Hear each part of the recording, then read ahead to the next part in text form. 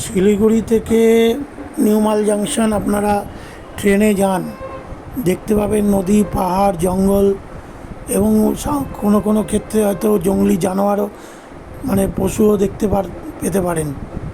এবং সেখানে তিস্তা নদীর ওপর করোনেশন ব্রিজ, আরও অনেক নদী, টানেল, অনেক কিছুই দেখার জিনিস আছে, যে আপনার 1 ঘন্টা সময় কীভাবে কেটে যাবে আপনি বুঝতেও পারবেন না। একবার অন্তত এই রুটে ভ্রমণ করবেন, তাহলে আপনি বারবার এই রুটে ভ্রমণ করতে চাইবেন।